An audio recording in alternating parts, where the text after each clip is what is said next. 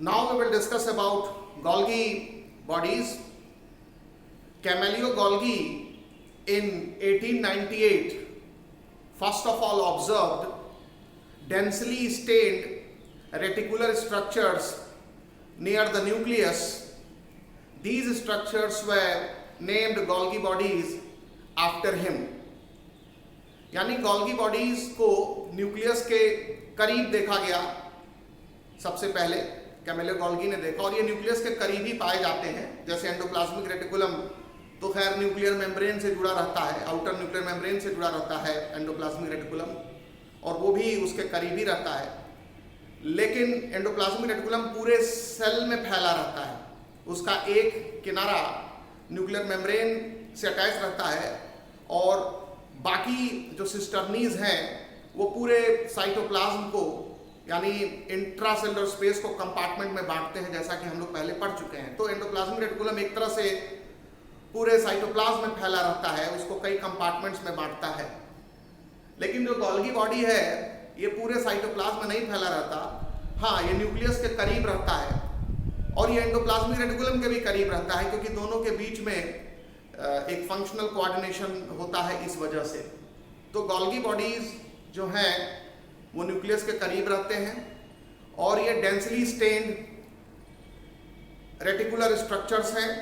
मतलब ये कि ये भी जाल जैसे होते हैं, जैसे एंडोप्लाज्मिक रेटिकुलम भी एक रेटिकुलर स्ट्रक्चर है, तो गोल्गी बॉडी भी एक रेटिकुलर स्ट्रक्चर है, और ये डेंसली स्टेन्ड स्ट्रक्चर्स हैं, मतलब एक गहरा रंग लेते हैं, गाढ़ा रंग लेते हैं। ये भी आपको बता दें कि अलग अलग ऑर्गेनल्स को स्टेन करने के लिए अलग अलग डाइज का इस्तेमाल किया जाता है। जैसे माइटोकॉन्ड्रिया है तो उसको स्टेन करने के लिए जैनस ग्रीन बी नाम के डाई का इस्तेमाल किया जाता है। गोल्गी बॉडी को अगर स्टेन करना है तो ऑस्मियम क्लोराइड का इस्तेमाल किया जाता है। तो ये सारी चीज़ें हालांकि एनसीईआरटी बुक में नहीं है, बट डेंसली स्टेन्ड स्ट्रक्चर ये लिखा हुआ है। और गोल्गी बॉडी एनिमल सेल और प्लांट सेल दोनों में देखा जाता है। तो आइए इसको कुछ हम लोग पॉइंट के रूप में लिखते हैं। तो कैमेलियो गोल्गी ने सबसे पहले गोल्गी बॉडीज को ऑब्जर्व किया था या डिस्कवर किया था, तो इसको आपको मेंशन कर लेना है। कैमिलो गोल्गी एक्चुअली उनका नाम का सही प्रोनाउंसिएशन है। तो Camillo Golgi first observed Golgi bodies near nucleus. तो ये ध्यान रखेंगे कि ये न्यूक्लियस के करीब होते हैं, और ये डेंसली स्टेन्ड स्ट्रक्चर्स होते हैं। These are densely stained structures. और ये कैमेलियो गोल्गी ने इनको जो ऑब्जर्व किया था वो 1898 में ऑब्जर्व किया, ठीक है। और ये गोल्गी बॉडी जो होते हैं ये डेंसली स्टेन्ड स्ट्रक्चर्स होते हैं। तो Golgi bodies are densely stained structures. तो densely stained structures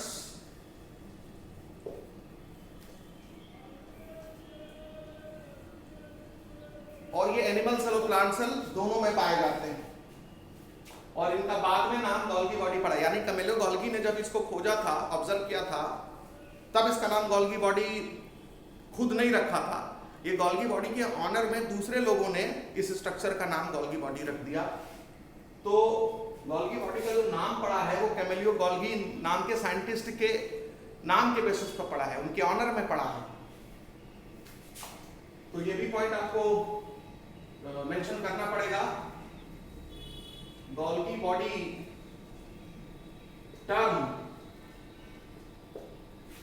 was given in honor, yeah, Golgi body term was given after the name of Golgi, after the name of Camillo Golgi. Later on, ये बाद में नाम दिया गया था, ठीक है, सम्मान के लिए दिया गया था कैमेलियो गोल्गी को। तो इतने पॉइंट आपको ध्यान रखने। अब जो यहाँ पर दूसरी इंपॉर्टेंट चीज है कि जो गोल्गी बॉडीज होते हैं ये मेम्ब्रेनस ऑर्गेनल्स हैं। मेम्ब्रेन बाउंड ऑर्गेनल है, जैसे एंडोप्लाज्मिक रेटिकुलम मेम्ब्रेनस ऑर्गेनल था, ऐसे ही गोल्गी बॉडी भी मेम्ब्रेनस ऑर्गेनल है और इसमें भी सिंगल मेम्ब्रेन पाई जाती है। तो लिख लेंगे Golgi body is a membranes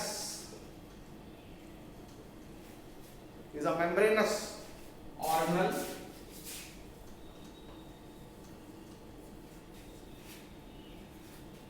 और गोल्गी बॉडी बहुत सारे फ्लैट डिस्क लाइक सैक्स का बना होता है जिनको सिस्टर्नी कहते हैं। तो Golgi body is made up of many flat disc like sacs called cisternae. तो कंटेन्स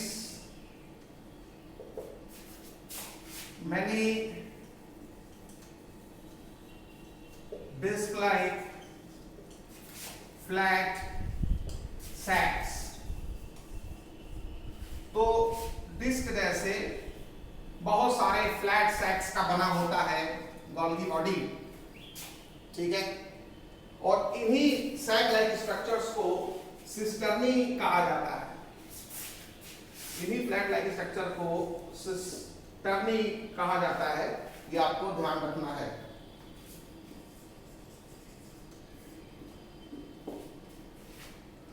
ठीक है। और जो सिस्टर्नी होती है उनकी दीवार सिंगल मेम्ब्रेन से घिरी रहती है, यानी गोल्गी बॉडी एक सिंगल मेम्ब्रेन बाउंड ऑर्गेनल है, जैसे कि एंडोप्लाज्मिक रेटिकुलम। तो यानी कि सिंगल मेम्ब्रेन से, तो single membrane bound organelle, single membrane bound organelle, ठीक है। अब जो गोल्गी बॉडी की जो सिस्टर्नी होती हैं वो सब आपस में कनेक्टेड होती हैं, जैसे एंडोप्लाज्मिक रेटिकुलम की सिस्टर्नी आपस में कनेक्टेड होती है। एंडोप्लाज्मिक रेटिकुलम में भी सिस्टर्नी पाई जाती है, गोल्गी बॉडी में भी सिस्टर्नी पाई जाती है। तो गोल्गी बॉडी का जो सिस्टर्नी होता है वो उसका एक सरफेस जो है वो कॉन्वेक्स होता है और एक सरफेस कॉन्केव होता है। जो सरफेस कॉन्वेक्स होता है वो न्यूक्लियस के तरफ वो फेस होता है और जो सरफेस या फेस कॉन्केव होता है वो न्यूक्लियस से दूर के तरफ होता है। जो न्यूक्लियस के तरफ वाला फेस होता है, जो कि कॉन्वेक्स फेस होता है, उसको सिस फेस कहा जाता है या सिस सरफेस कहा जाता है। और जो न्यूक्लियस से दूर वाला फेस होता है गोल्गी सिस्टर्नी का, उसको ट्रांस फेस कहा जाता है या ट्रांस सरफेस कहा जाता है। सिस फेस को ही फॉर्मिंग फेस भी कहते हैं और ट्रांस फेस को ही मैच्योरिंग फेस भी कहा जाता है। तो आइए जरा इसको समझते हैं। और एक और चीज ध्यान रखिएगा, जो गोल्गी सिस्टर्नी होती है वो न्यूक्लियस के नजदीक होती है और एक कॉन्सेंट्रिक अरेंजमेंट दिखाती है, मतलब न्यूक्लियस के नजदीक एक कॉन्सेंट्रिकली अरेंज्ड होती है। और जो गोल्गी सिस्टर्नी होते हैं, जो ये फ्लैट डिस्क लाइक स्ट्रक्चर्स होते हैं, ये सारे एक दूसरे के पैरेलली स्टैक्ड होते हैं। तो cisternae are parallel, are stacked parallel, are stacked parallel, एक के ऊपर एक ये स्टैक्ड रहते हैं, ठीक है। और ये जो गोल्गी सिस्टर्नी होती है ये कंसेंट्रिकली अरेंज्ड, ये ध्यान रखिएगा, ये कंसेंट्रिकली अरेंज्ड होती है। तो concentrically arranged near the nucleus, near the nucleus. अभी डायग्राम से समझाते हैं। तो यानी जो गोल्गी सिस्टर्नी होती है, they are stacked parallel, they are concentrically arranged near the nucleus. Golgi body is single membrane bound cell organelle. Golgi body contains many flat disc like sacs called cisternae. ये सब point आपको उसके structure में ध्यान रखना है। अब ये सिस फेस और ट्रांस फेस क्या होता है इसको समझिए। देखिए, मान लीजिए ये न्यूक्लियस है, ठीक है, इसको मैं न्यूक्लियस लिख देता हूं। और न्यूक्लियस, जो न्यूक्लियस है उससे ये एंडोप्लाज्मिक रेटिकुलम अटैच है, उसकी ये सिस्टर्नी है, ठीक है, ये हमने बना दिया कुछ ही, ठीक है। अब जो गोल्गी बॉडी है वो भी न्यूक्लियस के करीब होती है, इसको हमने एंडोप्लाज्मिक रेटिकुलम लिख दिया, यानी हम यहाँ लिख सकते हैं this is cisternae of endoplasmic reticulum, cisternae of endoplasmic reticulum.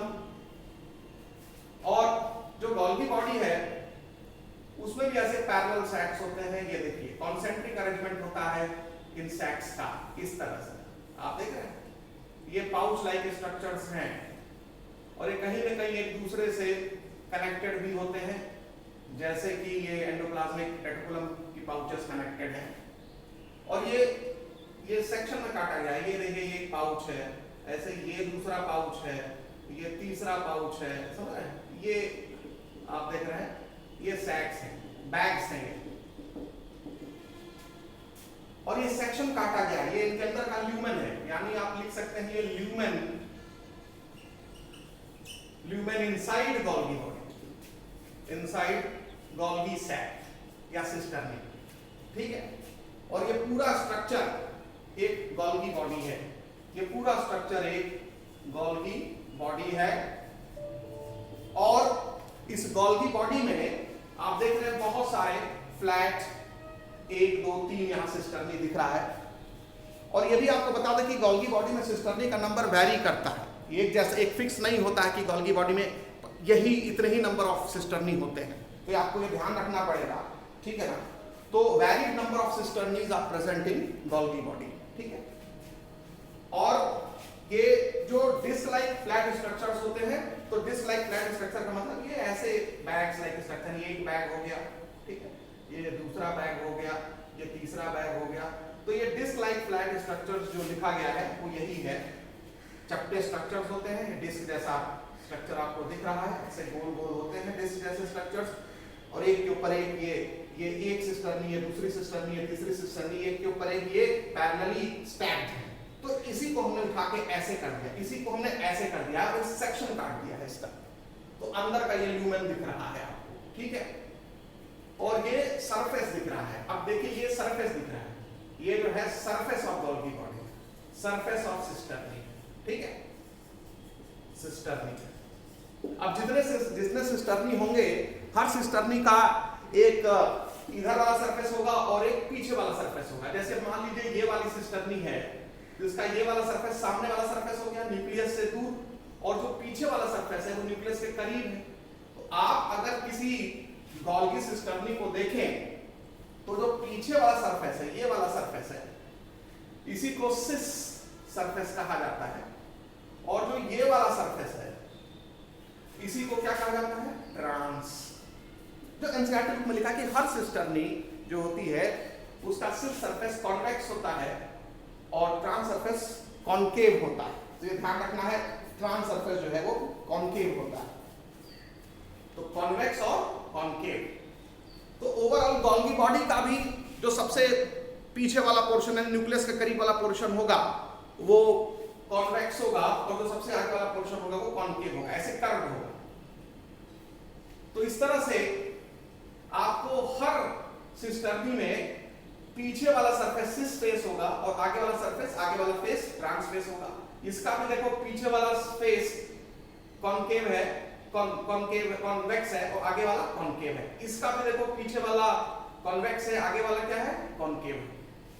तो ये चीज एनसीईआरटी बुक मेंशन करती है कि जो सिस फेस होता है और ट्रांस फेस होता है गोल्गी बॉडी की जो सिस्टर्नीज होते हैं उनमें, और जो सिस फेस होता है उसी को फॉर्मिंग फेस कहा जाता है या फॉर्मिंग सरफेस कहा जाता है। तो ध्यान रखेंगे सिस फेस को ही फॉर्मिंग फेस कहा जाता है।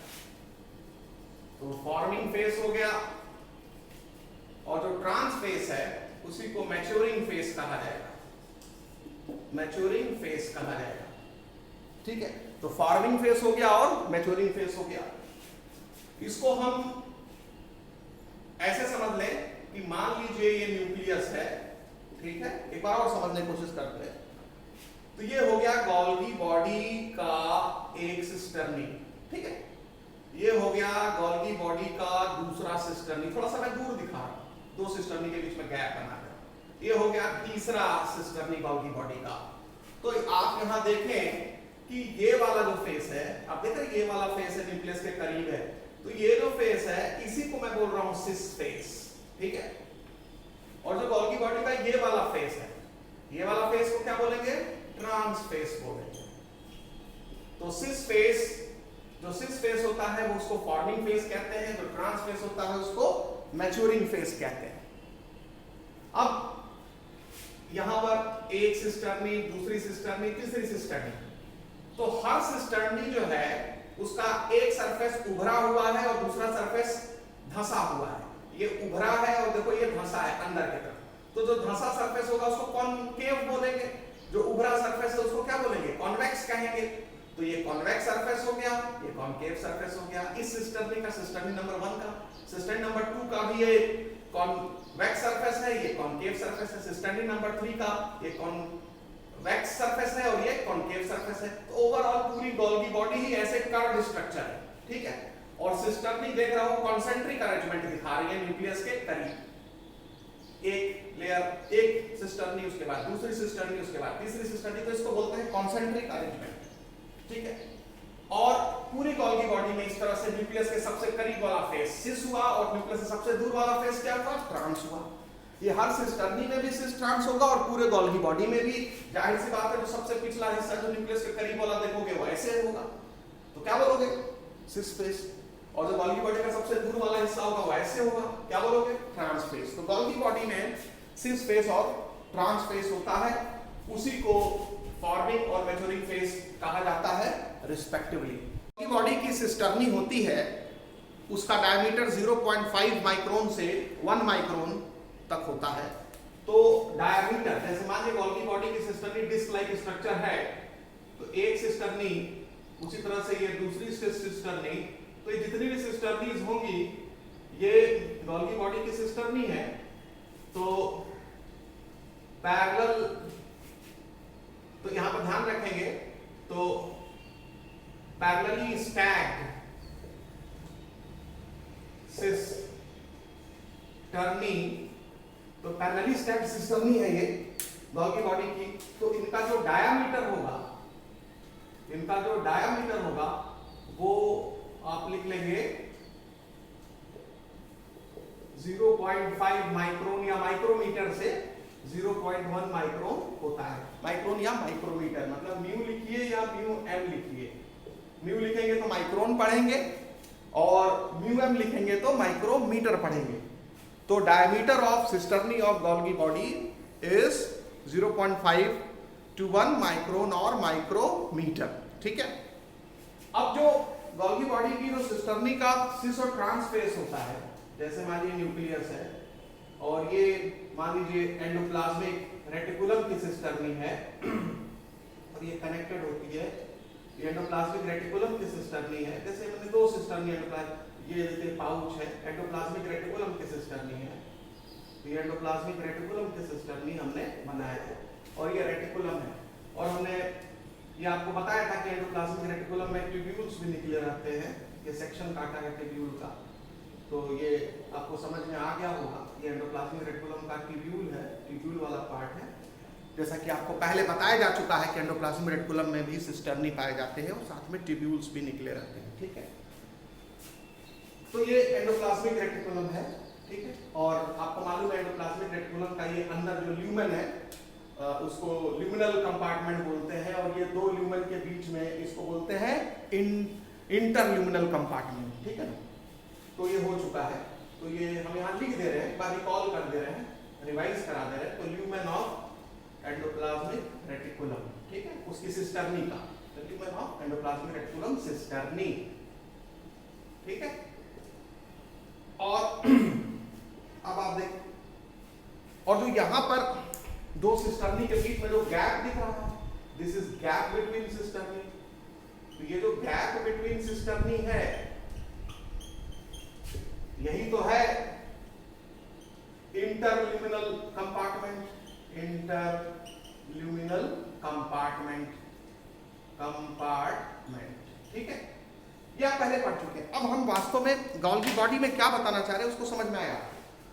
अब यहाँ पर हमने कॉन्सेंट्रिक अरेंजमेंट गोल्गी बॉडी का करा दिया। ये गोल्गी बॉडी का सिस्टर्नी है,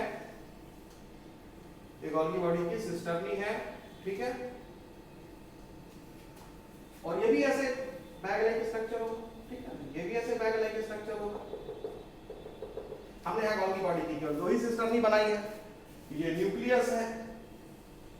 तो एनसीईआरटी बुक एक पॉइंट लिखती है कि गोल्गी बॉडी की जो सिस्टर्नी होती है, गोल्गी बॉडी की जो सिस्टर्नी होती है, वो सिस्टर्नी का जो सिस फेस होता है और ट्रांस फेस होता है वो बिल्कुल डिफरेंट होता है। तो मान लेते हैं ये पूरी गोल्गी बॉडी है, ये this is GB, GB means Golgi body.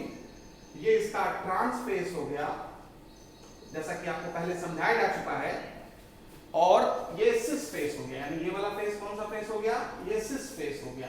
इसी को फॉर्मिंग फेस कहते हैं, ठीक। और endoplasmic reticulum outer nuclear membrane से अटैच रहता है, ये इनर न्यूक्लियर मेम्ब्रेन है, ये भी आप जानते हैं। तो गोल्गी बॉडी का जो सिस फेस होता है, ट्रांस फेस होता है, उसके बारे में एनसीईआरटी बुक लिखती है कि दोनों काफी मतलब इनडिफरेंट होते हैं, एक दूसरे से काफी अलग होते हैं। तो cis face and trans face are entirely different, तो ये आपको ध्यान रखना है। और ये दोनों ही इंटरकनेक्टेड होते हैं। तो सिस फेस और ट्रांस फेस भाई कनेक्टेड तो होंगे ही। तो गोल्गी बॉडी में हर सिस्टर्नी एक दूसरे से कनेक्टेड होती है। तो सिस फेस भी सिस फेस ये इधर का, इस हर अगर सिस्टर्नी की बात करें तो हर सिस्टर्नी का ये वाला फेस सिस फेस है, ये वाला फेस ट्रांस फेस है। इस सिस्टर्नी का ये वाला फेस सिस फेस है, ये वाला फेस ट्रांस फेस है। तो आप देखेंगे कि सिस फेस और ट्रांस फेस के बीच में कनेक्शन तो होगा ही। अगर पूरे गोल्गी बॉडी की बात करें तो ये सिस फेस इस ट्रांस फेस से कनेक्टेड तो है ही है, यानी कोई भी मटेरियल सिस फेस से ट्रांस फेस की तरफ मूव कर सकता है, इंटरकनेक्टेड है। तो cis face and trans face are interconnected, ठीक है। Cis phase and trans phase are interconnected and entirely different,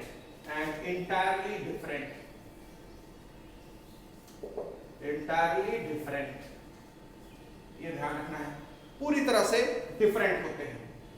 और cis phase जो होता है वो फॉर्मिंग फेस है, और जो ट्रांस फेस होता है उसको मैच्योरिंग फेस कहा जाता है, ठीक।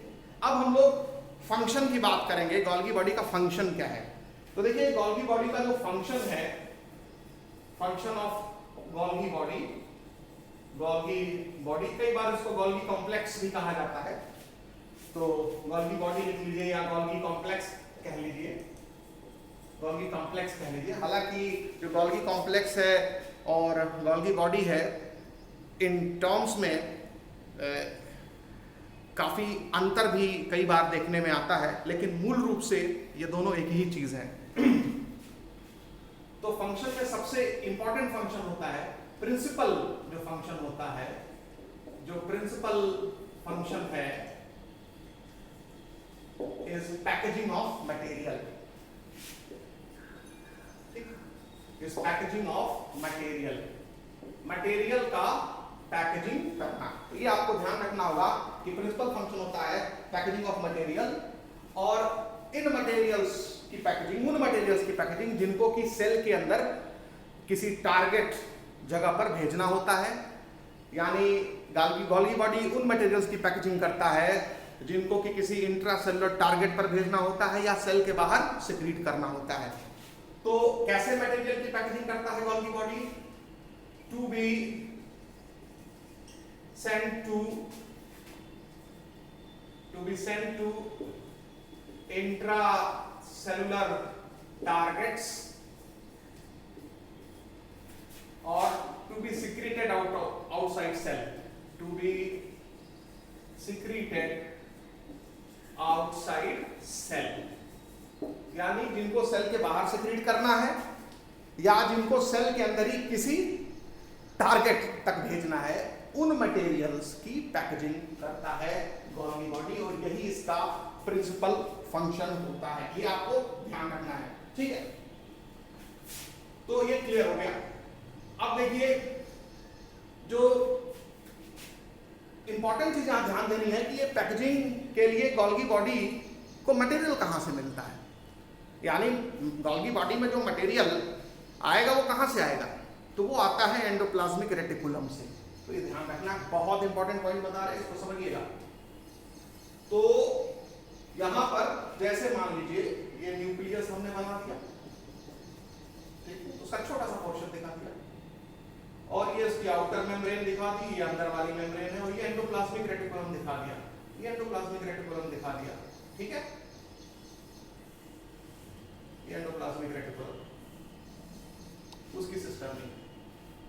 और ये हमने गोल्गी बॉडी का हमने ये एक सिस्टम नहीं दिखाई, गोल्गी बॉडी की ये दूसरी सिस्टम नहीं दिखाई, ठीक है, गोल्गी बॉडी की ये तीसरी सिस्टम नहीं दिखा दी। ये एकदम समझाने वाला डायग्राम में बनाने की कोशिश कर रहा हूं, ठीक है, ये आपको ध्यान रखना है। तो गोल्गी बॉडी की मैं सिस्टम नहीं आपको वो दिखाना चाह रहा हूं कि ठीक से आपको दिख जाए। तो गोल्गी बॉडी की जो सिस्टम नहीं होगी वो हमने ऐसे बना दी, कॉन्सेंट्रिक सिस्टम ऐसे दिखा दिया गोल्गी बॉडी का, ठीक है। अब आप देखें कि ये जो गोल्गी बॉडी में जो इसका सिस फेस है, होता क्या है कि एंडोप्लाज्मिक रेटिकुलम से एक पाउच निकलता है जिसको वेसाइकल कहते हैं, उसकी सिस्टर्नी से एक पाउच निकलता है मटेरियल को लेकर के, खासकर वो मटेरियल प्रोटीन्स होते हैं, क्योंकि गोल्गी बॉडी में हम आपको बता चुके हैं कि एंडोप्लाज्मिक रेटिकुलम में प्रोटीन्स बनते हैं राइबोसोम की मदद से। तो यही प्रोटीन्स वेसाइकल के अंदर गोल्गी बॉडी को दे दिए जाते हैं। तो ये वेसाइकल गोल्गी बॉडी के सिस फेस से फ्यूज हो जाते हैं। आप देख रहे हैं, ये वेसाइकल आया गोल्गी बॉडी के सिस फेस से चिपक गया और उस मटेरियल को गोल्गी बॉडी के अंदर छोड़ दिया, गोल्गी बॉडी के अंदर छोड़ दिया, गोल्गी बॉडी की सिस्टर्नी के अंदर। तो आप फिर से सुनिए, ये है गोल्गी बॉडी, ये है एंडोप्लाज्मिक रेटिकुलम, ठीक है, और एंडोप्लाज्मिक रेटिकुलम से वेसाइकल्स निकलते हैं, वेसाइकल्स निकलते हैं उसके सिस्टर्नी से, ठीक है। और ये चूंकि प्रोटीन्स जो है वो एंडोप्लाज्मिक रेटिकुलम के अंदर बने हुए हैं, तो ये प्रोटीन्स वेसाइकल के रूप में बाहर आते हैं और ये वेसाइकल गोल्गी बॉडी के सिस फेस से फ्यूज हो जाता है और अपने मटेरियल को दे देता है गोल्गी बॉडी के सिस्टर्नी के ल्यूमन में, ठीक है। और यहां पर आप देखिए, यहां पर ये वेसाइकल निकला, वेसाइकल फ्यूज हो गया सिस फेस से, अपने मटेरियल को दे दिया, यानी ये मटेरियल एंडोप्लाज्मिक रेटिकुलम में बना था जो यहां पहुंच गया गोल्गी बॉडी के अंदर, किस फेस से, सिस फेस से। तो सिस फेस रिसीविंग फेस होता है, इसी को फॉर्मिंग फेस कहा जाता है। और उसके बाद गोल्गी सिस्टर्नी आपस में इंटरकनेक्टेड होती हैं, तो हमने इनको कनेक्ट कर दिया और उसके बाद ये मटेरियल में कुछ हल्का फुल्का मॉडिफिकेशन होता है, ठीक है। और इस मॉडिफिकेशन के साथ में ये मटेरियल फिर आगे बढ़ता जाता है सिस्टर्नी के अंदर, और फिर ट्रांसफेस से फिर एक वेसाइकल बनता है, इससे फिर एक वेसाइकल बनता है, और ट्रांसफेस के इस वेसाइकल में मटेरियल आ जाते हैं और ये मटेरियल, ये वेसाइकल इस मटेरियल को लेकर के अलग हो जाता है। तो वेसाइकल्स टूट के अलग हो जाते हैं ट्रांसफेस से। कौन से फेस से? ट्रांसफेस से। सो दिस इज ट्रांसफेस, ये ट्रांसफेस है। ये ध्यान रखना है कि ट्रांसफेस से मटेरियल अलग हो जाते हैं, ठीक है। और फिर ये या तो मान लो सेल का सरफेस है, ये मान लीजिए सेल सरफेस है, दिस इज सेल सरफेस या प्लाज्मा मेम्ब्रेन है। तो ये वेसाइकल जा करके इस प्लाज्मा मेम्ब्रेन से फ्यूज हो जाएगा और मटेरियल को बाहर निकाल दिया जाएगा। तो मटेरियल देख रहे हैं कैसे, इसी को बोलते हैं सिक्रीशन। क्या बोलते हैं इसको? सिक्रीशन। तो गोल्गी बॉडी के माध्यम से मटेरियल का सिक्रीशन भी हो रहा है, यानी कुछ मटेरियल या प्रोटीन्स या स्टेरॉइड या लिपिड ये बनते हैं एंडोप्लाज्मिक रेटिकुलम में। भैया जो रफ एंडोप्लाज्मिक रेटिकुलम होगा वो प्रोटीन बनाएगा और स्मूथ एंडोप्लाज्मिक रेटिकुलम जो है वो लिपिड बनाएगा, स्टेरॉइड बनाएगा। आप पढ़ चुके हैं, बताया जा चुका है आपको। तो किसी भी एंडोप्लाज्मिक रेटिकुलम से ये मटेरियल वेसाइकल के अंदर डाल करके सिस्टर्नी को छोड़ देगी। ये वेसाइकल गोल्गी बॉडी के सिस फेस से अटैच हो जाएंगे, फ्यूज हो जाएंगे, अपने मटेरियल को गोल्गी बॉडी के ल्यूमन में डाल देंगे। ये मटेरियल गोल्गी बॉडी के अंदर इसका मॉडिफिकेशन होगा, उसकी पैकेजिंग की जाएगी।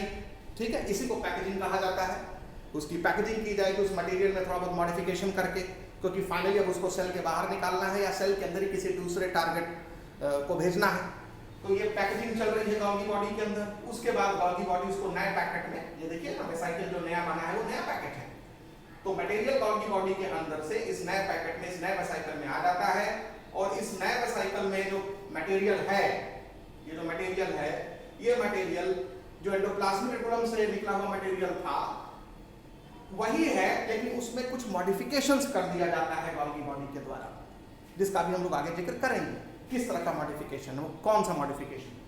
तो अभी फिलहाल हम पैकेजिंग की बात कर रहे हैं। तो Golgi body receives materials from endoplasmic reticulum, उसमें कुछ मॉडिफिकेशन करता है और उसको उसकी पैकेजिंग करता है, उसको एक पैकेट बनाता है, नया पैकेट बना करके फिर उसको रिलीज कर देता है। किस फेज से रिलीज कर देता है? ट्रांस फेज से। इसको बोलते हैं मैच्योरिंग फेज।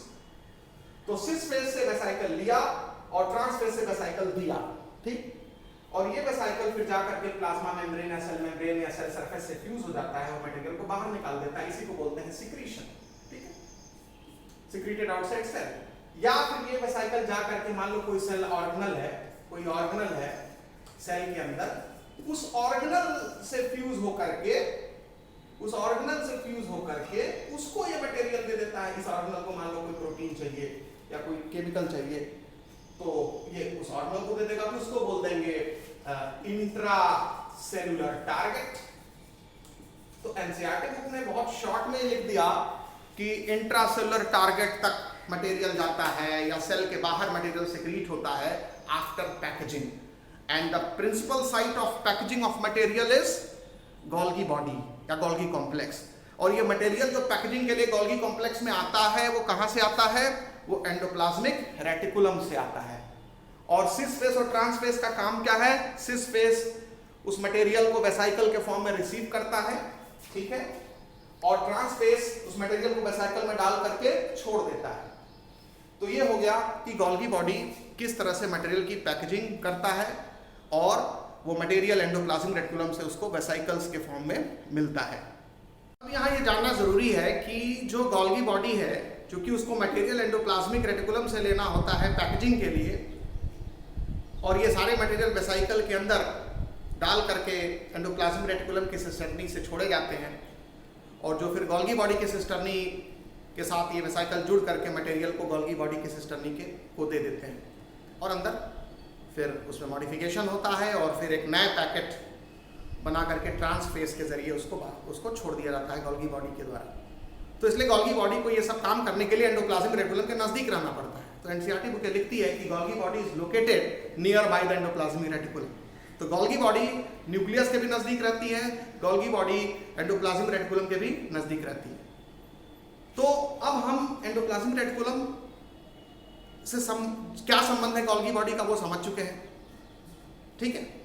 अब देखिए जो दूसरा फंक्शन होता है गोल्गी बॉडी का वो होता है ग्लाइकोसाइलेशन। अब मैं समझाता हूं क्या है। ग्लाइकोसाइलेशन एक तरह से मॉडिफिकेशन है उस मटेरियल का जो गोल्गी बॉडी के अंदर चल रहा है। इसको आप दूसरा काम मान सकते हैं। पहला काम बताया था, principal function of Golgi body is packaging of material, ठीक है, to be supplied to intracellular targets और to be secreted outside the cell. दूसरा काम है ग्लाइकोसाइलेशन। तो पहले तो आप जो फंक्शन है उसको आप ध्यान रखेंगे कि गोल्गी बॉडी का जो फंक्शन होता है उसमें आपको ये ध्यान रखना है कि ग्लाइकोसाइलेशन जो दूसरा फंक्शन है, ग्लाइकोसाइलेशन। अब ये ग्लाइकोसाइलेशन क्या है? तो इसमें ग्लाइकोप्रोटीन और ग्लाइकोलिपिड्स का फॉर्मेशन होता है, यानी formation of glyco proteins and glycolipids, अभी ग्लाइकोप्रोटीन क्या है या ग्लाइकोलिपिड क्या है? ग्लाइकोप्रोटीन का मतलब होता है जब किसी प्रोटीन के साथ कार्बोहाइड्रेट जोड़ दिया जाता है, कार्बोहाइड्रेट जोड़ दिया जाता है, यानी प्रोटीन के साथ किसको जोड़ देंगे? कार्बोहाइड्रेट को, तो उस प्रोटीन को क्या बोल देंगे? ग्लाइकोप्रोटीन। ठीक है। और ग्लाइकोलिपिड का मतलब होता है जब किसी लिपिड के साथ कार्बोहाइड्रेट जोड़ दिया जाए तो ग्लाइकोलिपिड हो गया। तो जब किसी लिपिड के साथ कार्बोहाइड्रेट जोड़ दिया जाएगा, तो जब किसी लिपिड के साथ कार्बोहाइड्रेट जोड़ दिया जाएगा तो उसको ग्लाइकोलिपिड कहेंगे। तो ग्लाइकोप्रोटीन और ग्लाइकोलिपिड का जो फॉर्मेशन है, यानी प्रोटीन को ग्लाइकोप्रोटीन में कन्वर्ट करना। मान लीजिए प्रोटीन है, इसके साथ सी जोड़ दिया गया, सी मतलब कार्बोहाइड्रेट जोड़ दिया गया, तो अब ये ग्लाइकोप्रोटीन बन गया, जीपी बन गया। तो पी का जीपी में कन्वर्ट होना, प्रोटीन का ग्लाइकोप्रोटीन में कन्वर्ट होना किस बात पर डिपेंड है? कार्बोहाइड्रेट के जुड़ने पर डिपेंड करता है। उसी तरह से लिपिड का ग्लाइकोलिपिड में कन्वर्ट होना, जीएल में कन्वर्ट होना, एल मतलब लिपिड, जीएल मतलब ग्लाइकोलिपिड, किस बात पर निर्भर करता है? लिपिड कार्बोहाइड्रेट आकर के उससे जुड़ा है कि नहीं। तो जब लिपिड के साथ कार्बोहाइड्रेट जुड़ता है तो ग्लाइकोलिपिड बनता है, जब प्रोटीन के साथ कार्बोहाइड्रेट जुड़ता है तो ग्लाइकोप्रोटीन बनता है। और इसी को कहा जाता है ग्लाइकोसाइलेशन। तो ग्लाइकोसाइलेशन क्या है? ग्लाइकोसाइलेशन एक प्रोसेस है जिसमें प्रोटीन को ग्लाइकोप्रोटीन में कन्वर्ट किया जाता है, लिपिड को ग्लाइकोलिपिड में कन्वर्ट किया जाता है, और यही है मॉडिफिकेशन ऑफ मटेरियल। यानी गोल्गी बॉडी में, ध्यान रखिएगा, ये गोल्गी बॉडी का ये कॉन्वेक्स फेस है और ये कॉन्केव फेस है, सिस्टर्नी। ठीक है। तो इसकी एक सिस्टर्नी, मान लीजिए गोल्गी बॉडी में सिर्फ एक ही सिस्टर्नी होती, तो यानी मोनोसिस्टर्नल गोल्गी बॉडी है। ऐसा भी गोल्गी बॉडी देखा जाता है इसमें एक ही सिस्टर्नी हो, तो उसका ये हो गया सिस फेस। आपको इतनी बार मैं डिस्कस कर दूंगा कि याद हो जाएगा। तो सिस फेस हो गया, ये हो जाएगा ट्रांस फेस। ठीक है। हम लोग अभी किसी वजह से एक दूसरे के सामने नहीं आ पा रहे हैं, बट ये मजबूरी है, कोरोना इफेक्ट है, बट कभी ना कभी हम लोग मिलेंगे, ऐसा उम्मीद करिए। ठीक है। तो सिस फेस है और ये ट्रांस फेस है। और सिस फेस से जब मटेरियल एंडोप्लाज्मिक रेटिकुलम से जब वेसाइकल आता है, तो मान लीजिए अगर रफ एंडोप्लाज्मिक रेटिकुलम से जो वेसाइकल आया, बी मतलब वेसाइकल आया, तो उसके अंदर प्रोटीन्स होती हैं। क्या होती हैं? प्रोटीन्स होती हैं। और जो स्मूथ एंडोप्लाज्मिक रेटिकुलम से जो वेसाइकल आता है उसमें लिपिड्स होते हैं। क्या होते हैं बेटा? लिपिड्स होते हैं। तो जब ये वेसाइकल आके फ्यूज करेगा तो प्रोटीन को गोल्गी बॉडी के सिस्टर्नी में डाल देगा, और जब ये वेसाइकल आकर के फ्यूज करेगा तो लिपिड को डाल देगा गोल्गी बॉडी के अंदर। समझ में आया? तो ये मटेरियल जो एंडोप्लाज्मिक रेटिकुलम के अंदर बनते हैं वो बन करके गोल्गी बॉडी में छोड़ दिए गए वेसाइकल की मदद से। तो इस तरह से आपको ध्यान रखना है, ये जो वेसाइकल्स होते हैं ये मटेरियल को एंडोप्लाज्मिक रेटिकुलम से गोल्गी बॉडी तक ट्रांसफर करते हैं। वेसाइकल एक पाउच है मेम्ब्रेन से घिरा हुआ, उसके अंदर मटेरियल है, ऐसे समझिए। अब ये प्रोटीन चेंज किया जाता है ग्लाइकोप्रोटीन में, जीपी में चेंज किया जाता है। ठीक। और ये लिपिड जो है वो चेंज किया जाता है ग्लाइकोलिपिड में, गोल्गी बॉडी के अंदर ही ग्लाइकोलिपिड में चेंज किया जाता है। ठीक।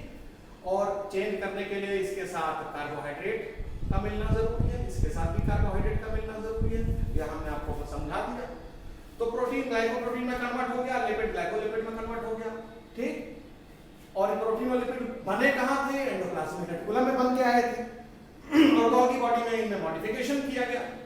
तो इसी को बोलते हैं ग्लाइको, यही जो प्रोसेस है इसी को बोला जाता है ग्लाइकोसाइलेशन या ग्लाइकोसाइडेशन भी बोला जाता है। ग्लाइकोसाइलेशन मोर कॉमन वर्ड है और ग्लाइकोसाइडेशन शब्द भी डी लगा देते हैं, ग्लाइकोसाइडेशन टर्म भी यूज किया जाता है। तो प्रोटीन और लिपिड में मॉडिफिकेशन का ये प्रोसेस है और ग्लाइकोप्रोटीन और ग्लाइकोलिपिड बनते हैं। उसके बाद ये जो ट्रांस फेस आपको दिख रहा है, कॉनकेव जो ट्रांस फेस दिख रहा है, ट्रांस फेस दिख रहा है गोल्गी सिस्टर्नी का, उसी से नए वेसाइकल्स बनते हैं। ठीक है। इसी से आप एक नया वेसाइकल बना दीजिए और इस नए वेसाइकल में ये ग्लाइकोप्रोटीन डाल दीजिए। तो ये ग्लाइकोप्रोटीन आपने इसके अंदर डाल दिया, दिस इज जीपी, ठीक है। और फिर ये वेसिकल टूट के अलग हो गया। इस टूटे हुए वेसिकल के अंदर क्या है बेटा? जीपी है, ग्लाइकोप्रोटीन है, ठीक। तो दिस इज न्यू वेसिकल, ठीक है। वी मतलब वेसिकल, यहाँ पे भी लिखा, यहाँ पे भी लिखा, यहाँ पे भी लिखा, मतलब वेसिकल। और इसी तरह से ग्लाइकोलिपिड भी जो है वो नए पैकेट में आ जाएगा। तो आपको ये चीज बार बार इसलिए बताई जा रही है कि आगे की क्लासेस में या और आगे जब आप एमबीबीएस करेंगे तो वहां ये चीजें आपको समझ में नहीं रहेंगी। अभी समझ चुके हैं, एनसीईआरटी बुक में भी लिखा है, बट उसको इतना ज्यादा एक्सप्लेन नहीं किया है। बस सिंपली बोली क्या मॉडिफिकेशन होता है, ग्लाइकोप्रोटीन ग्लाइकोलिपिड बनते हैं, ये फंक्शन में लिख दिया है गोल्गी बॉडी के। बट कैसे बनते हैं वही तो मैं आपको समझा रहा हूँ। और ये वेसिकल भी टूट के अलग हो जाता है। तो इस तरीके से ये उम्मीद करता हूँ कि आपको चीजें कुछ समझ में आ रही होंगी। तो न्यू वेसिकल्स बनते हैं, यानी न्यू पैकेट्स बनते हैं, और उनके अंदर जो मटेरियल होता है वो थोड़ा सा मॉडिफाइड फॉर्म में गया रहता है, ग्लाइकोप्रोटीन और ग्लाइकोलिपिड बन करके। So this is glycosylation. तो गोल्गी बॉडी का ये दूसरा इंपॉर्टेंट फंक्शन है। तो पहला इंपॉर्टेंट फंक्शन था पैकेजिंग ऑफ मटेरियल, वो भी दिख रहा है इसी में। और दूसरा इंपॉर्टेंट फंक्शन है ग्लाइकोलिपिड और ग्लाइकोप्रोटीन का फॉर्मेशन। अब हम लोग लाइसोसोम के बारे में डिस्कशन करेंगे। लाइसोसोम्स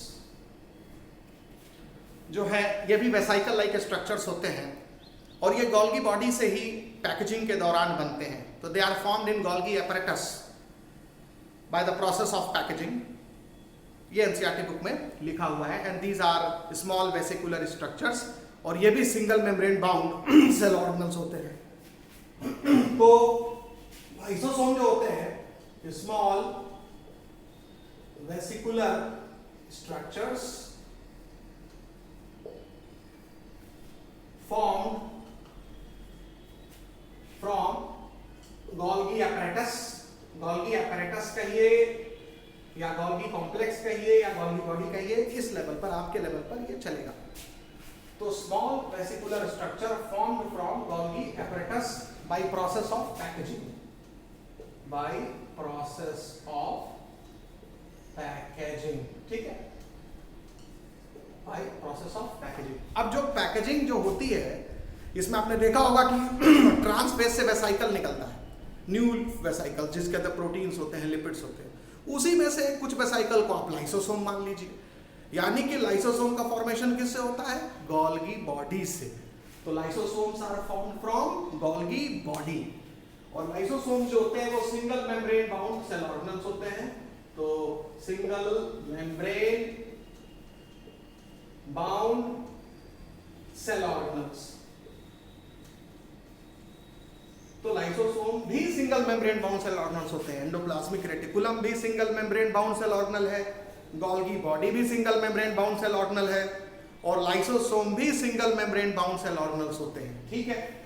और वेसिकल का मतलब होता है एक मेम्ब्रेन से घिरा हुआ कोई पाउच जिसके अंदर तमाम मटेरियल्स हो।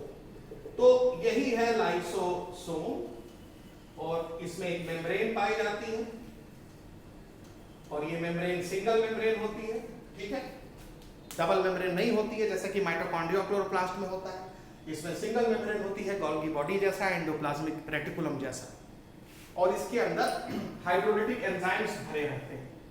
तो लाइसोसोम के अंदर क्या होता है?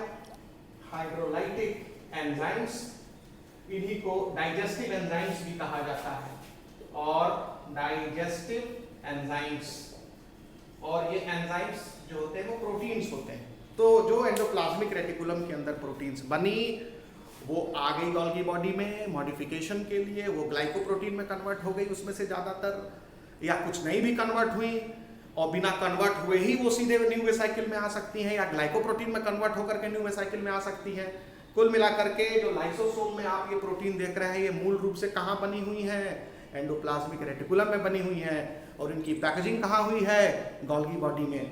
तो इस तरीके से गोल्गी बॉडी से बना हुआ लाइसोसोम के अंदर जो एंजाइम्स हैं यानी जो प्रोटीन्स हैं वो डाइजेशन में हेल्प करते हैं, और ये डाइजेशन सेल के अंदर जो डाइजेशन होता है, यानी कौन सा डाइजेशन? Intracellular digestion. तो they help in intracellular digestion, तो ये जो डाइजेस्टिव एंजाइम लाइसोसोम के अंदर होते हैं help in intracellular digestion, intracellular digestion में हेल्प करते हैं, यानी सेल के अंदर यदि कोई मैक्रोमोलिक्यूल है तो इसको डाइजेस्ट करेंगे, तो हेल्प इन इंट्रासेलुलर डाइजेशन।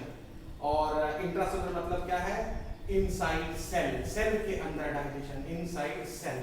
हम लोगों के एलिमेंट्री कैनाल में जो डाइजेशन होता है वो ल्यूमेन में होता है, एलिमेंट्री कैनाल की जो कैविटी है उसको ल्यूमेन बोलते हैं, उसमें डाइजेशन होता है।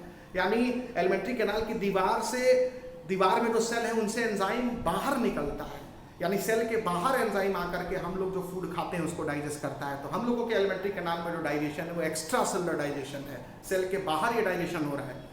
इसमें लाइसोसोम के एंजाइम हिस्सा नहीं ले रहे हैं, लेकिन जब सेल के अंदर, जैसे अमीबा है, यूनिसेलुलर ऑर्गेनिज्म है, इसके अंदर यदि कोई फूड जाएगा उसको लाइसोसोम डाइजेस्ट करेगा। और तो सेल के अंदर जब डाइजेशन होगा तो उसको इंट्रासेलुलर डाइजेशन कहेंगे। लाइसोसोम के एंजाइम्स इंट्रासेलुलर डाइजेशन में हेल्प करते हैं, ठीक है।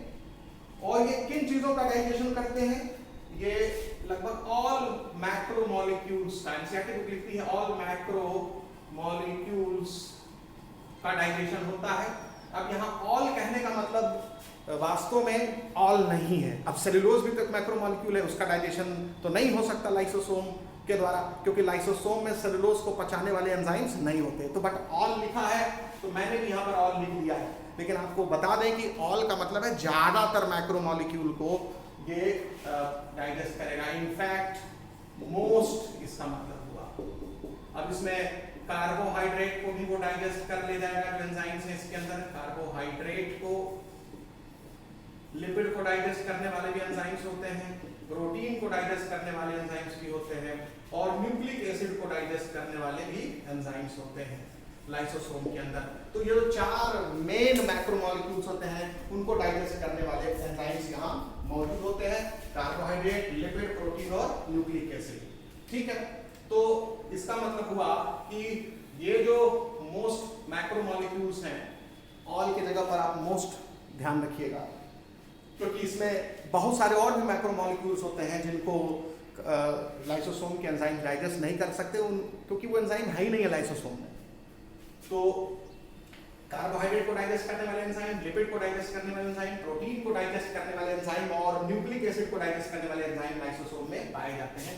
और इनको हाइड्रोलिटिक एंजाइम इसलिए बोलते हैं क्योंकि ये डाइजेशन के प्रोसेस में वाटर यूज करते हैं। वाटर के बॉन्ड टूटने से जो एनर्जी निकलती है उसका ये इस्तेमाल करते हैं, तो इसलिए हाइड्रोलिटिक एंजाइम इनको कहा जाता है। क्योंकि जाहिर सी बात है, जब आप स्टार्च खाएंगे या ग्लाइकोजन खाएंगे तो स्टार्च ग्लूकोज का बना हुआ है, तो बहुत सारे ग्लूकोज यूनिट आपस में चिपके हैं तब जाकर के स्टार्च बना है या ग्लाइकोजन बना है। तो 2 ग्लूकोज यूनिट के बीच में जो बॉन्ड है, ग्लाइकोसिडिक बॉन्ड, वो तभी टूटेगा जब वाटर मॉलिक्यूल टूटेगा। तो वाटर में H और OH होता है, तो जब H अलग होगा, OH अलग होगा, तो उससे जो एनर्जी निकलेगी उस एनर्जी के माध्यम से ये 2 ग्लूकोज के बीच का बॉन्ड टूटेगा। तो आप समझ सकते हैं कि हाइड्रोलिटिक एंजाइम्स का मतलब होता है ऐसे एंजाइम जो किसी बड़े मॉलिक्यूल को तोड़ने के लिए वाटर की एनर्जी का सहारा ले रहे हैं, वाटर का इस्तेमाल कर रहे हैं, तो इसलिए हाइड्रोलिटिक एंजाइम कहा जाता है, जिसको हम लोग डाइजेशन चैप्टर जब पढ़ेंगे तो वहाँ समझेंगे, या बायोमॉलिक्यूल्स में एक एंजाइम चैप्टर, एंजाइम पार्ट है, वहाँ भी डिस्कस करेंगे। तो लाइसोसोम में डाइजेस्टिव एंजाइम्स होते हैं या हाइड्रोलिटिक एंजाइम्स होते हैं, और ये ज़्यादातर जो हाइड्रोलिटिक एंजाइम्स होते हैं ये कार्बोहाइड्रेट, लिपिड, प्रोटीन और न्यूक्लिक एसिड को डाइजेस्ट करने वाले होते हैं, ठीक है। अब यहाँ पर आपको ध्यान रखना है कि ये जितने भी एंजाइम्स होते हैं ये सारे एसिडिक पीएच पर बेस्ट काम करते हैं, यानी these enzymes act best at, इनका जो ऑप्टिमम पीएच होता है, ऑप्टिमम पीएच इज एसिडिक, यानी ऑप्टिमम पीएच इज एसिडिक का मतलब होता है these enzymes best act at acidic pH, यानी एसिडिक एनवायरनमेंट में। तो ऑप्टिमम पीएच जो होता है एसिडिक होता है, यानी enzymes best at in acidic environment, acidic environment, यानी एसिडिक मीडियम जब रहेगा तो ये अच्छा काम करेंगे। यानी पीएच जो है वो 7 से जब कम रहेगा, स्लाइटली एसिडिक होना चाहिए, ज़्यादा एसिडिक भी ठीक नहीं है। तो याद रखेंगे कि ये जो एसिडिक पीएच होता है उस पर लाइसोसोम के एंजाइम्स अच्छा काम करते हैं। और जो ये लिपिड को डाइजेस्ट करने वाले एंजाइम, प्रोटीन को डाइजेस्ट करने वाले एंजाइम, न्यूक्लिक एसिड को डाइजेस्ट करने वाले एंजाइम या कार्बोहाइड्रेट को डाइजेस्ट करने वाले एंजाइम्स, इनके अलग अलग नाम है, जनरल नेम है। अब जो कार्बोहाइड्रेट को डाइजेस्ट करने वाले एंजाइम होंगे इनको कार्बोहाइड्रेजेस कहा जाएगा, लिपिड को डाइजेस्ट करने वाले एंजाइम को लाइपेजेस कहा जाएगा, प्रोटीन को डाइजेस्ट करने वाले एंजाइम को प्रोटीएजेस कहा जाएगा, और न्यूक्लिक एसिड को डाइजेस्ट करने वाले एंजाइम्स को न्यूक्लिएजेस कहा जाएगा। तो इस तरीके से लाइसोसोम में कार्बोहाइड्रेजेस,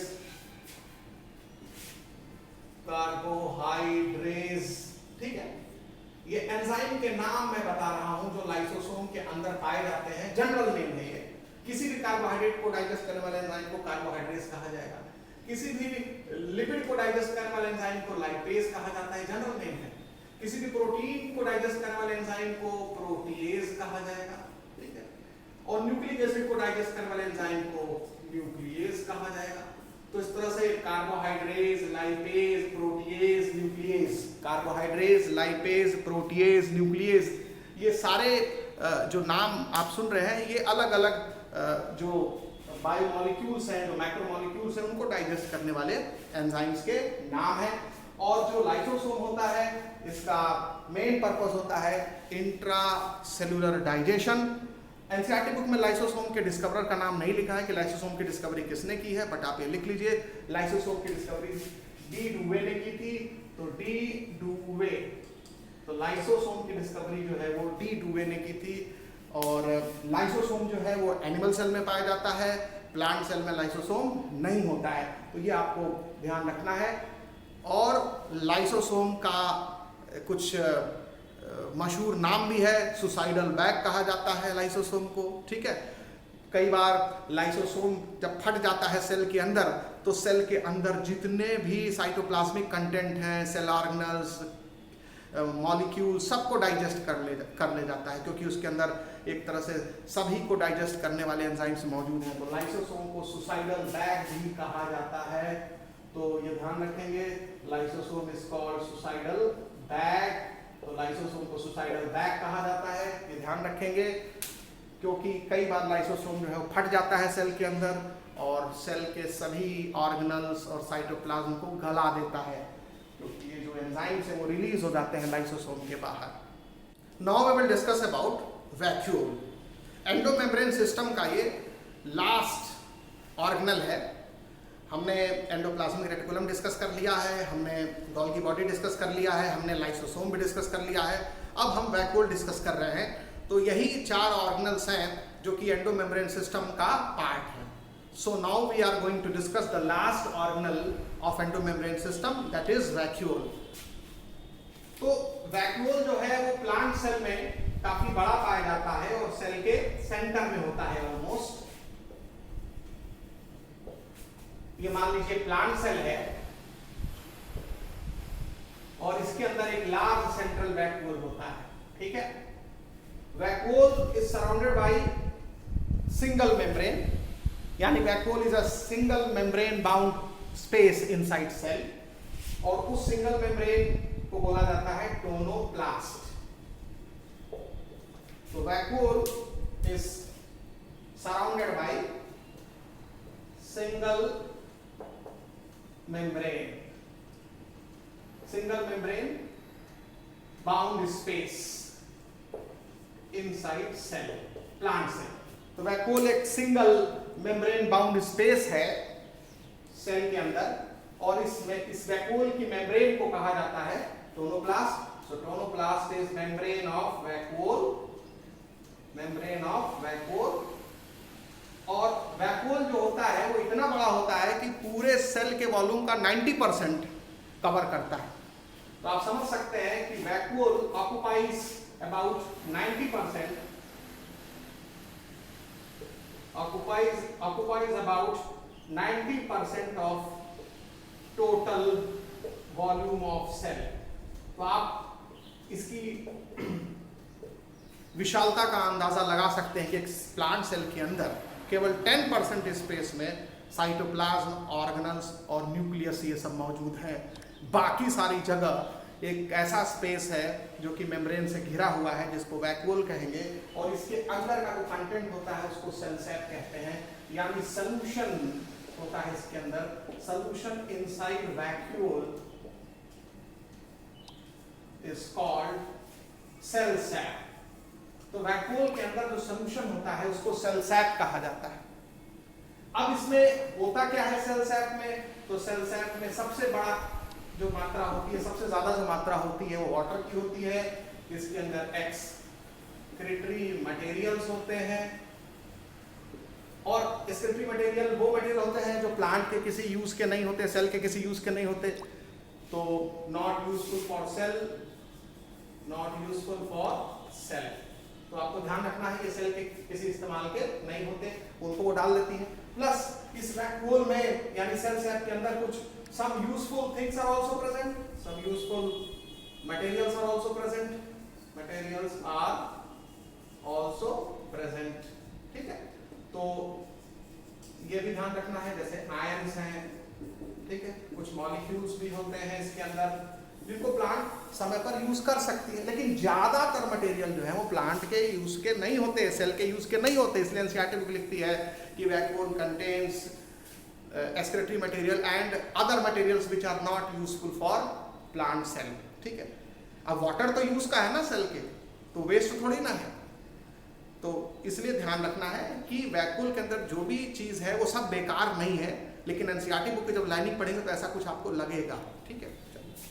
अब इसके बाद फिर आप देखें कि वैक्यूल के अंदर जो आयंस और मॉलिक्यूल्स का कंसंट्रेशन होता है वो साइटोप्लाज्म के रिस्पेक्ट में ज्यादा होता है, यानी concentration of ions is more than concentration of those ions in cytoplasm. यानी इसके अंदर, और इस कंसंट्रेशन को मेंटेन रखती है एक्टिव ट्रांसपोर्ट से। आपको मालूम है कोई भी चीज जब लोअर कंसंट्रेशन से हायर कंसंट्रेशन की तरफ जाती है तो उसमें एटीपी लगता है, और एटीपी लगता है, और इसी को बोलते हैं एक्टिव ट्रांसपोर्ट।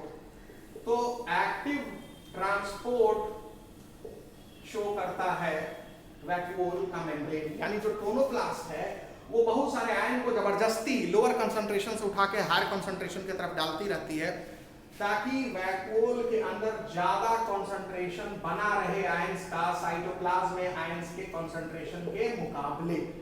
ये भी आपको एनसीईआरटी बुक में पॉइंट लिखा हुआ मिलेगा। अब यहाँ पर आपको ध्यान रखना है कि जो वैक्यूल होता है वो जो प्रोटिस्टा है, जो वैक्यूल होगा वो बहुत ही ऑर्गेनिजम्स में अलग अलग नाम से जाना जाता है, बहुत सारे ऑर्गेनिजम्स में। अब जो प्रोटिस्ट हैं वो फूड को लेंगे, जैसे अमीबा फूड को लेता है तो फूड वैक्यूल बनाता है, ठीक है ना, फूड, तो फूड वैक्यूल भी वैक्यूल का एक टाइप है। फिर अमीबा में आप पढ़े होंगे कॉन्ट्रैक्टाइल वैक्यूल पाया जाता है जो ऑस्मो रेगुलेशन करता है, तो ध्यान रखेंगे food vacuole, contractile vacuole, contractile vacuole, ये भी वैक्यूल के एग्जांपल्स हैं, वैक्यूल एग्जांपल्स, ठीक है ना। अब फूड वैक्यूल और कॉन्ट्रैक्टाइल वैक्यूल ये आपको प्रोटिस्ट्स में मिलेगा, प्रोटिस्ट्स में मिलेगा, सम प्रोटिस्ट में। और खासकर जो फूड वैक्यूल होता है वो कब बनता है, जब कोई प्रोटिस्ट भोजन लेगा तो फूड वैक्यूल बन जाएगा। कॉन्ट्रैक्टाइल वैक्यूल जो है वो अमीबा में पाया जाता है, आप पढ़े होंगे जो फ्रेश वाटर अमीबा होता है, क्योंकि अमीबा के सेल का कॉन्सेंट्रेशन ज़्यादा होता है तो अमीबा पानी में पाया जाता है, तो पानी धीरे धीरे सेल के अंदर आने लगता है, और चूंकि अमीबा में कोई सेल वॉल होती नहीं है कि सेल को फूटने से बचा ले पानी भरने की वजह से, तो इसलिए जो पानी अंदर आ रहा है उसको बाहर भी निकालना पड़ेगा, और इसी को ऑस्मो रेगुलेशन बोलते हैं। तो कॉन्ट्रैक्टाइल वैक्यूल जो होता है वो बाहर से जो पानी सेल के अंदर आ रहा है उसको फिर वो बाहर निकाल के फेंक देता है, तो इसी को ऑस्मो रेगुलेशन कहा जाता है।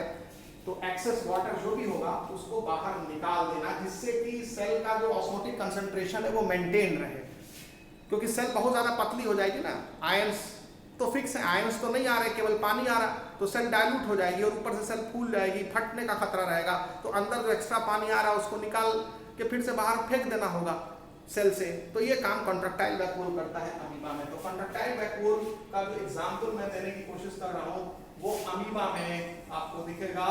और अमीबा में जो कॉन्ट्रैक्टाइल वैक्यूल होता है वो ऑस्मो रेगुलेशन में हेल्प करता है। ये ध्यान रखिएगा, it helps in osmoregulation. तो contractile vacuole helps in osmoregulation. तो ये ऑस्मो रेगुलेशन में हेल्प करेगा। तो contractile vacuole helps in osmoregulation, ये आपको ध्यान रखना पड़ेगा, ठीक है। और इसी को हम एक्सक्रीशन भी कह सकते हैं और एक्सक्रीशन, ऑस्मो रेगुलेशन या एक्सक्रीशन। इवन हम लोगों में जो किडनी है वो एक्सक्रीशन करता है, तो ऑस्मो रेगुलेशन भी करेगा, क्योंकि पानी निकल रहा है ना एक्सक्रीशन प्रोसेस में। और पानी वो वाला पानी निकलता है जो हमारे बॉडी उस समय उसको जरूरत नहीं उस पानी की, तभी वो बॉडी से बाहर निकल रहा है। तो पानी का बॉडी से बाहर निकलना ऑस्मो रेगुलेशन है का भी एग्जाम्पल है और एक्सक्रीशन का भी एग्जाम्पल है। तो इसलिए जहां जहां आपको एक्सक्रीशन मिलेगा वहां वहां ऑस्मो रेगुलेशन भी मिलेगा, क्योंकि एक्सक्रीशन और ऑस्मो रेगुलेशन एक दूसरे से जुड़े हुए प्रोसेस हैं। तो अमीबा में कॉन्ट्रैक्टाइल वैक्यूल ऑस्मो रेगुलेशन में भी हेल्प करता है और एक्सक्रीशन में भी हेल्प करता है, ठीक है। तो प्रोटिस्ट में कॉन्ट्रैक्टाइल वैक्यूल पाया जाता है, वो समझा दिया गया। और प्रोटिस्ट में फूड वैक्यूल भी पाया जाता है। अमीबा एग्जाम्पल है प्रोटिस्ट का, बहुत कॉमन एग्जाम्पल है। तो कॉन्ट्रैक्टाइल वैक्यूल का के बारे में बता दिया। जो फूड वैक्यूल है, फूड वैक्यूल में क्या करता है, अमीबा यूनिसेलुलर ऑर्गेनिज्म है, ये फूड को इनगल्फ करेगा। जब फूड को कोई सेल अंदर लेगी तो अंदर एक फूड वैक्यूल बनाएगी। जैसे मान लीजिए ये अमीबा है, ठीक है, अब ये फूड है, तो अमीबा जब इसको लेगी तो अमीबा क्या करता है, इसको सीडोपोडिया से घेर करके अपने अंदर ले लेता है, तो अंदर एक फूड वैक्यूल बन जाता है। तो ध्यान रखिए ये फूड वैक्यूल है। तो फूड वैक्यूल के अंदर क्या पाया जाता है, फूड पाया जाता है। Food vacuole contains food. और वो फूड सेल में कैसे पहुंचा रहता है, वो फूड सेल में पहुंचा रहता है इनगल्फिंग प्रोसेस से। तो amoeba engulfs food and form food vacuole inside it. तो ये प्रोटिस्ट्स में आपको कुछ वैक्यूल्स मिलेंगे जिनको फूड वैक्यूल कहेंगे, कॉन्ट्रैक्टाइल वैक्यूल कहेंगे। लेकिन जो किंगडम प्लांटी है उसमें आपको प्लांट सेल में बहुत बड़े लार्ज वैक्यूल्स मिलेंगे, ये आपको ध्यान रखना पड़ेगा, ठीक है। और इंपॉर्टेंट चीज क्या है यहाँ पर कि बहुत सारे प्लांट में वैक्यूल में फूड मटेरियल भी पाया जाता है। जैसे इन्यूलिन, इन्यूलिन इंसुलिन नहीं, ध्यान रखिएगा, इंसुलिन एक हार्मोन है। इन्यूलिन एक पॉलीसैकेराइड है जो डहेलिया की रूट सेल्स में देखा जाता है उनके वैक्यूल्स के अंदर में। तो याद रखें कि वैक्यूल्स में यूजफुल मटेरियल भी पाए जाते हैं, और इस यूजफुल मटेरियल में इन्यूलिन का नाम लिख लीजिएगा, it is not insulin. Inulin जो है वो स्टोर्ड फूड मैटर है, स्टोर्ड फूड मैटर है, ठीक है ना। ये स्टोर्ड फूड मैटर है डहेलिया के लिए। डहेलिया की रूट सेल्स में जो वैक्यूल पाई जाती हैं उनके अंदर इन्यूलिन नाम का पॉलीसैकेराइड स्टोर रहता है, ठीक है। तो ऐसा नहीं है कि वैक्यूल में केवल जो है वो एक्सक्रीटरी मटेरियल और केवल ऐसे ही मटेरियल होते हैं जो कि सेल के लिए यूजफुल नहीं होते हैं। इसमें बहुत सारे मटेरियल ऐसे भी होते हैं जिनका इस्तेमाल सेल करती है। आपने नाम सुना होगा एंथोसाइनिन पिगमेंट का, जिसके वजह से फ्लावर के पेटल्स कलरफुल होते हैं। फूलों का जो आप देखते हैं पेटल्स बहुत अच्छे कलरेशन दिखाते हैं। तो फूलों का, फलों का, कई बार पत्तियों का बहुत ही ब्राइट कलरेशन होता है, वेरियस कलरेशन दिखाती हैं। ये एंथोसाइनिन नाम के पिगमेंट के वजह से दिखाती हैं। तो इसी सेल सेट में एंथोसाइनिन पिगमेंट भी पाया जाता है। एंथोसाइनिन पिगमेंट जो होता है ये वाटर सॉल्युबल होता है, तभी तो वैक्यूल में पाया जाता है। वाटर सॉल्युबल पिगमेंट होता है जो वैक्यूल के अंदर पाया जाता है। ये एनसीईआरटी बुक में नहीं लिखा है। और ये एंथोसाइनिन पिगमेंट जो होता है ये provide colour to petals, provide colour to petals. ये जो रंगीन जो भी स्ट्रक्चर आपको प्लांट में दिखता है उसमें बहुत सारा जो स्ट्रक्चर है वो एंथोसाइनिन की वजह से कलरफुल दिखता है। तो उसमें हमने एग्जांपल दे दिया, जो फ्लावर के पेटल्स होते हैं उनमें जो कलर्स आपको वेरियस मिलते हैं वो एंथोसाइनिन नाम के पिगमेंट की वजह से मिलते हैं। और ये वाटर सॉल्युबल पिगमेंट है। आपको मालूम है प्लांट में जो हरा रंग होता है वो क्लोरोफिल की वजह से होता है। क्लोरोफिल क्लोरोप्लास्ट में पाया जाता है, वैक्यूल में नहीं पाया जाता। और क्लोरोफिल वाटर इनसॉल्युबल पिगमेंट है, वाटर सॉल्युबल पिगमेंट नहीं है। सिर्फ एंथोसाइनिन पिगमेंट है जो वाटर सॉल्युबल है। Chlorophyll is also a pigment but it is water insoluble, और वो ग्रीन कलर देता है प्लांट को। लेकिन प्लांट में अगर कोई स्ट्रक्चर ग्रीन नहीं है, रेड है, ब्लू है, येलो है, ठीक है ना। और एंथोसायनिन जो है वो अपना कलर भी चेंज करता है। अभी आपको लाल दिख रहा है, थोड़ी देर बाद नीला दिखने लगेगा, फिर लाल हो जाएगा, क्योंकि जब वैक्यूल यानी जो सेल के अंदर जो पीएच है अगर वो चेंज हो गया, एसिडिक हो गया, एल्कलाइन हो गया, तो एंथोसायनिन भी रंग अपना बदलता रहता है। तो एंथोसायनिन को कैमेलियन ऑफ बॉटनी कहा जाता है, गिरगिट कहा जाता है। गिरगिट भी अपना रंग बदलता है, तो एंथोसायनिन भी पीएच चेंज होने पर अपना रंग बदलता है। तो इसको कैमेलियन मतलब गिरगिट ऑफ बॉटनी कहा जाता है। और ये वाटर सॉल्युबल पिगमेंट है। तो और ये सब चीज एनसीईआरटी बुक में नहीं है, बट थोड़ा सा ये यहाँ क्वेश्चन हमने देखा है तो इसलिए आपको बता दिया है। तो एंथोसायनिन पिगमेंट पाया जाता है वैक्यूल के अंदर। डहेलिया के रूट की जो सेल होती है उनके वैक्यूल में इन्यूलिन नाम का स्टोर्ड फूड मटेरियल पाया जाता है, ठीक है। तो ये सब यूजफुल कंपाउंड्स हैं जो कि वैक्यूल के अंदर है। तो ज़्यादातर ठीक है कि एक्सक्रीटरी मटेरियल और नॉन यूजफुल कंपाउंड्स पाए जाते हैं वैक्यूल में, बट यूजफुल भी पाए जाते हैं। और वैक्यूल जो है वो एक्टिव ट्रांसपोर्ट करती है उसकी जो मेम्ब्रेन है क्लोरोप्लास्ट और साइटोप्लाज्म से आयंस को जबरदस्ती उनके लोअर कंसंट्रेशन से हायर कंसंट्रेशन की तरफ ढकेलती है, ताकि वैक्यूल के अंदर आयंस भरे रहें, ठूसे रहें, उनका कंसंट्रेशन ज्यादा बना रहे। क्योंकि जब इनके अंदर कंसंट्रेशन ज्यादा बना रहेगा तभी वाटर का मूवमेंट वैक्यूल के अंदर होगा और तभी वैक्यूल जो है वो फूली रहेगी और सेल को बाहर ढकेले रहेगी। तो सेल मतलब सेल वॉल को, जिससे कि सेल का एक पर्टिकुलर साइज और शेप मेंटेन रहेगा, टर्गर प्रेशर, टर्जिड रहेगी सेल। तो सेल को टर्जिड बनाने में किसका रोल है? वैक्यूल के अंदर जो पानी है। और पानी तभी सेल के अंदर आएगा, वैक्यूल के अंदर आएगा जब इसके अंदर का कंसंट्रेशन बहुत ही ज्यादा होगा। तो इसलिए ये ध्यान रखना है आपको कि क्यों वैक्यूल की जो मेम्ब्रेन होती है, क्लोरोप्लास्ट होती है, वो एक्टिव ट्रांसपोर्ट करके क्यों आयंस को अंदर ले जाती है जबरदस्ती, क्योंकि उसको हायर कंसंट्रेशन बना के रखना है अंदर, और ताकि अंदर ज़्यादा पानी आ सके और वैक्यूल फूल सके और सेल के वॉल्यूम का, टोटल वॉल्यूम का 90% वो कवर कर सके।